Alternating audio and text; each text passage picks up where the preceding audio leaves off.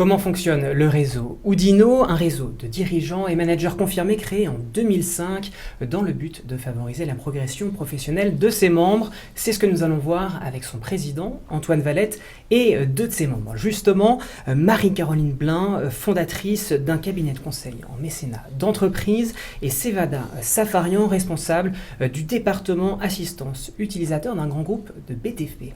Bienvenue sur ce plateau. Je commence par vous, Antoine Valette. Quel est finalement l'ADN du réseau Oudinot ?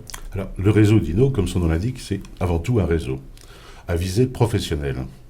C'est un réseau qui est ancré dans le réel, avec aujourd'hui près de 500 membres, aux profils multiples qui viennent de tous les secteurs d'activité. C'est une association type loi 1901 qui a été créée en fin 2004, début 2005 par 9 personnes. C'est une organisation donc, aujourd'hui qui est à but non lucratif, qui est apolitique et laïque, et qui a été reconnue d'intérêt général en 2012. Alors, quelles sont les valeurs qui irriguent votre association ? Alors, dès l'origine, cette association a été créée sur un socle de valeurs que sont l'engagement, la bienveillance, le respect d'autrui, la recherche de l'excellence et la curiosité. Et qui peut adhérer à votre réseau ? Tous les cadres qui ont eu des fonctions d'encadrement, qu'ils soient en poste ou en transition professionnelle. Alors justement, on a la chance d'avoir sur ce plateau deux de vos membres. Marie-Caroline Blin, Antoine Valette parlait des valeurs du réseau Oudinot. Est-ce que ça fait écho Est-ce que c'est simplement des mots du président ou ça fait vraiment écho au sein de votre réseau entre les membres ? Bien sûr, ça fait écho auprès de tous les membres du réseau Oudinot et je dirais personnellement, j'ai été séduite par le réseau Oudinot quand je l'ai intégré en 2011, par surtout ses valeurs qu'il portait, et notamment la bienveillance. Je pense qu'on n'a pas besoin dans la vie d'avoir des coups durs pour devenir bienveillant. Je pense que ça concerne tout le monde, et ça s'apprend tout simplement. Et je pense que grâce au réseau Oudinot, ce qui est important aussi, c'est de savoir que tout simplement donner, il y a un retour, oui, il y a un retour et c'est un enrichissement personnel. Moi, je le confirme. Alors, qu'est-ce que vous attendiez, vous, particulièrement, en intégrant ce réseau ? Qu'attend une entrepreneuse, une entrepreneur, je ne sais pas comment on dit au féminin, d'un réseau comme ça de professionnels ? Alors, je dirais que, d'une part, moi, je voulais m'engager, tout simplement, au sein du réseau Oudinot pour apporter donc mon expérience professionnelle et notamment mon expertise en mécénat d'entreprise auprès des membres et aussi auprès de l'association, réseau Oudinot et dans son fonctionnement. Aussi, je voulais du partage, tout simplement. Il faut savoir que quand j'ai intégré le réseau Oudinot, j'étais en cours de création d'entreprise et j'avais beaucoup d'interrogations, de questions. Et on m'avait conseillé d'intégrer donc le réseau dans ce sens-là. Et ça a été merveilleux parce que j'ai rencontré des gens très riches qui étaient passés par là, qui m'ont donné des conseils. J'ai rencontré aussi une avocate qui était qui est experte dans la matière et puis je me suis lancée. Voilà, donc c'est ça aussi, c'est l'enrichissement, l'entraide, l'échange. Alors vous, Sevada Safarian, qu'est-ce qui vous a poussé à intégrer le réseau Oudinot ? En fait, ce qui m'a attiré, dans un premier temps, c'est la diversité des métiers. C'est-à-dire qu'il y a vraiment des personnes de tout horizon, de tout domaine. J'ai trouvé ça très enrichissant à ce qu'on puisse intégrer donc, un réseau ou qui nous permet de pouvoir rencontrer des gens en dehors du métier que nous pratiquons tous les jours. Échanger avec eux, écouter leur histoire, leur choix, pourquoi ils font tel métier, est-ce qu'ils auraient fait autre chose, etc. C'est très intéressant. Et d'autre part aussi, seconde motivation, c'était le fait de pouvoir partager avec ces gens-là sur un sujet particulier, avoir leur point de vue.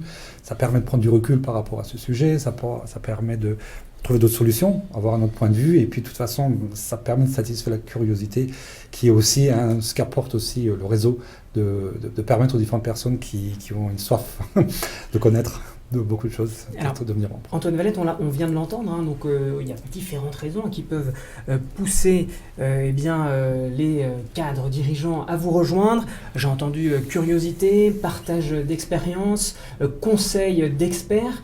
Quelle est, vous, la promesse que vous délivrez à vos membres ? Alors, quand nous recrutons des nouveaux membres, il n'y a aucune promesse.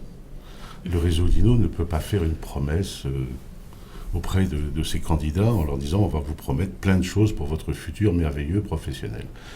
La seule chose que le réseau Oudinot puisse apporter de manière réelle, c'est de les emmener dans un mouvement qui va leur créer une dynamique professionnelle et qui peut les aider, qu'ils soient actuellement en poste et éventuellement vouloir avancer dans leur carrière professionnelle ou en transition professionnelle. Cette dynamique peut les aider à mieux se repositionner.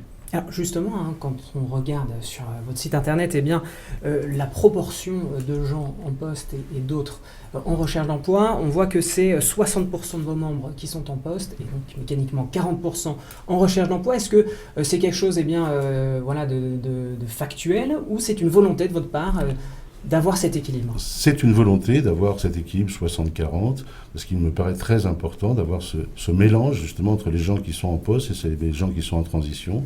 Ce mélange est très enrichissant pour tout le monde. Et alors concrètement, qu'est-ce que vous proposez? Ça passe par quoi pour animer ce réseau? Qu'est-ce que vous faites? Alors le réseau est quelque chose qui est un réseau qui n'est pas du tout virtuel. L'année dernière, nous avons organisé 280 opportunités de rencontres, c'est-à-dire des ateliers, des commissions de travail par métier ou des commissions un peu plus générales sur des thématiques professionnelles. 2 à 3 fois par mois, nous avons des intervenants extérieurs, experts dans leur domaine, qui viennent sur des thématiques proposées à nos membres. Nous avons le fameux speed networking, dont on pourra peut-être en parler un peu plus profondément. Et nous avons 2 à 3 fois par an des grands événements qui sont ouverts aux non-membres, où là nous faisons venir des conférenciers renommés qui permettent à nos membres de rencontrer des gens extérieurs au réseau et au réseau d'augmenter sa notoriété. Alors, Marie-Caroline, Cevada, quels sont les outils, parmi ceux que vient de nous citer votre président, que vous utilisez, vous, personnellement? Peut-être Marie-Caroline pour commencer? Alors, il y a un certain nombre d'outils en ce qui concerne, je dirais, mon engagement, toujours, j'y tiens, ce sont les commissions. Voilà. Donc il y a un certain nombre de commissions et je participe à la commission de communication qui a pour objectif de promouvoir l'image du réseau Oudinot en interne et en externe. Et il y a la commission mécénat. Comme le nom l'indique, on cherche effectivement des entreprises partenaires pour nous aider à financer des projets qui sont très très intéressants et créatifs. Et à titre d'exemple, j'ai vécu une très très belle aventure passionnante que j'ai envie de vous faire partager. Nous étions une équipe de 5 à la commission mécénat et on a lancé un projet qu'on appelle la Course Zéro en 2015, qui consistait donc à travers 12 membres du réseau Oudinot qui étaient volontaires et bénévoles, de collecter des fonds pour le réseau et courir aussi en juin dans le parc de Saint-Cloud pour le réseau. Ça a été une réussite puisqu'on a fédéré, mobilisé en interne. Ça, c'est aussi très très important pour notre président. Et le fait aussi d'avoir financé un outil qui est utile à tous, qui est l'accès à une base de données d'entreprise. Voilà, donc c'est une aventure merveilleuse, des liens d'amitié, une campagne tous ensemble. Voilà, c'est du savoir-être ensemble. C'est Cevada Safarian, vous parliez tout à l'heure de partager des expériences et parfois même avec des professionnels d'autres secteurs que vous. Est-ce que vous avez un outil parmi ceux proposés par le réseau, les ateliers que vous utilisez en particulier? Oui, effectivement. Je suis donc membre d'une commission qui s'appelle Numérique et Digital. Il n'y a pas forcément de personnes d'autres secteurs d'activité, mais qui interviennent dans cette commission. Parce que, en fait, l'ordre du jour, c'est des gens qui viennent présenter leur métier. Et ça nous permet de pouvoir échanger sur... le spectre est large dans le monde informatique. Ça va de la direction de projet jusqu'au développement, jusqu'à la sécurité réseau, etc. Donc, par exemple, on a profité d'une personne qui est venue nous parler. Vous savez que lorsque vous regardez chercher un meuble, par exemple, sur Internet, et puis quelques minutes après, vous allez sur votre réseau social, vous voyez la publicité arriver. Au départ, je croyais que c'était le hasard, mais non, il n'y a pas de hasard. Effectivement, il y a quelque chose qui se passe derrière. Donc c'est enrichissant, ça permet d'apprendre d'autres choses, ça permet d'échanger sur le métier même et aussi avoir le point de vue des autres sur notre métier. Alors, au-delà des échanges de bonnes pratiques, de l'avis d'experts, il y a aussi, effectivement, vous en parliez au début de cette émission, Marie-Caroline, la question de la transition professionnelle. Qu'est-ce que vous apportez, vous, concrètement, aux membres qui sont en recherche d'emploi? Alors, il y a un grand nombre d'actions qui sont organisées. Il y a des commissions, effectivement, que ce soit des commissions sur l'utilisation des réseaux sociaux, sur la démarche réseau, comment fonctionne une démarche réseau pour contacter des entreprises. Il y a des diffusions d'offres de postes sur notre intranet. Il y a des contacts avec des chasseurs de tête. Il y a ce que j'ai cité tout à l'heure, le speed networking, qui a contribué, à la notoriété du réseau. Un speed networking, en quoi ça consiste? Voilà, c'est une matinée où nous avons 12 candidats qui vont rencontrer 12 chasseurs de tête. C'est un speed dating C'est un professionnel. speed dating professionnel, voilà. Exactement. Et avec l'espoir justement de repartir avec des rendez-vous comme un speed dating. Les candidats ont 9 minutes pour se présenter, donc en une matinée on a fait le tour des 12 chasseurs. Et en amont, nous avons des soirées de formation avec des membres du réseau Oudinot qui jouent le rôle des chasseurs de tête. Nous sommes aujourd'hui au 58e Speed Networking. Donc 58 multiplié par 12, ça fait un certain nombre de gens qui sont passés dans cette formation où on leur apprend à se présenter, à résumer leur expertise professionnelle en 3 minutes. Alors, est-ce que vous avez vous-même bénéficié de cet accompagnement professionnel, Sevada Safarian ?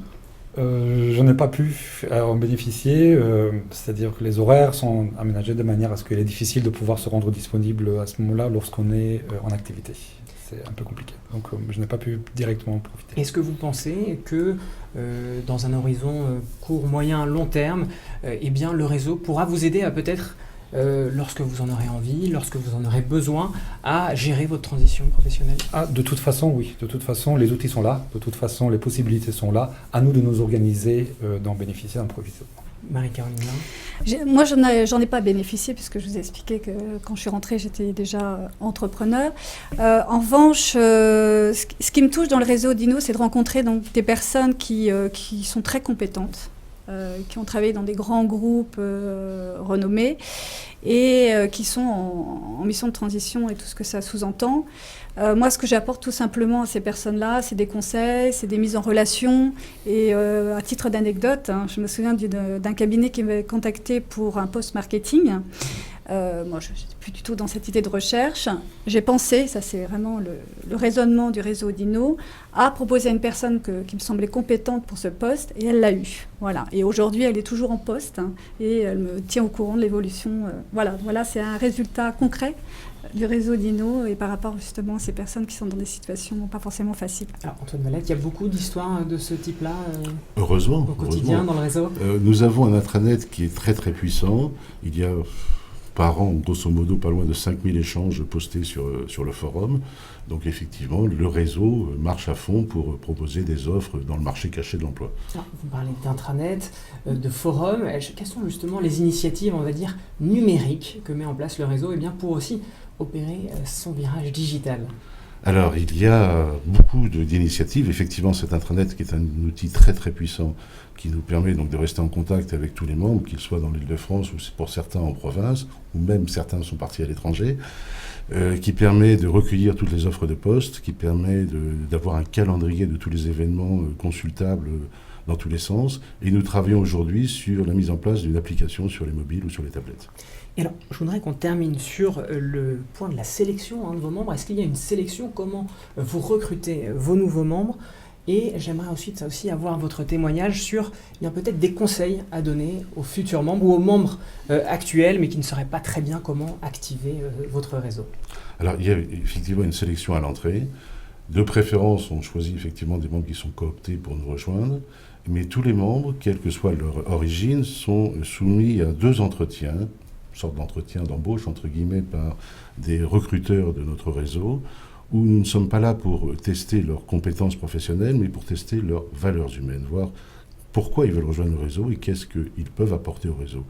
Le réseau, comme on l'a dit, c'est un réseau d'échange. Il faut savoir donner, il faut savoir effectivement recevoir. On ne peut pas toujours prendre. Il faut énormément donner. C'est l'engagement qu'on demande à nos nouveaux membres. Marie-Caroline, un conseil à donner justement dans cet esprit ?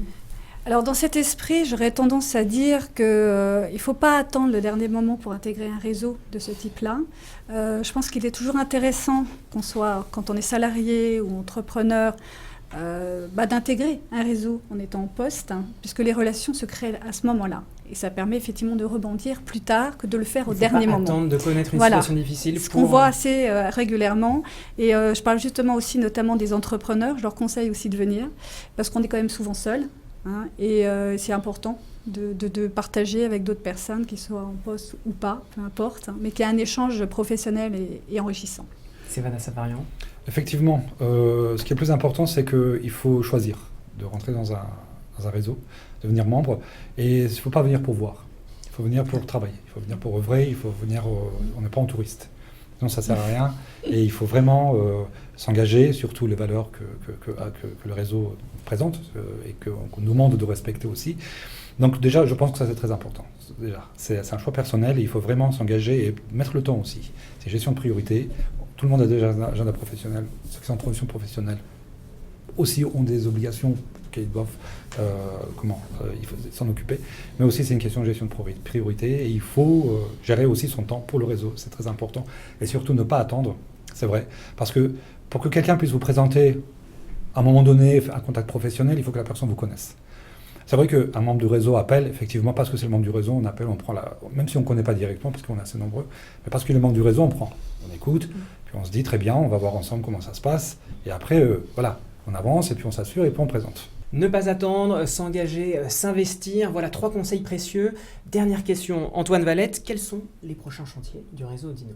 Alors, dans les prochains chantiers du réseau Audino, parmi les plus importants, c'est que le réseau puisse se rapprocher des entreprises et des chefs d'entreprise.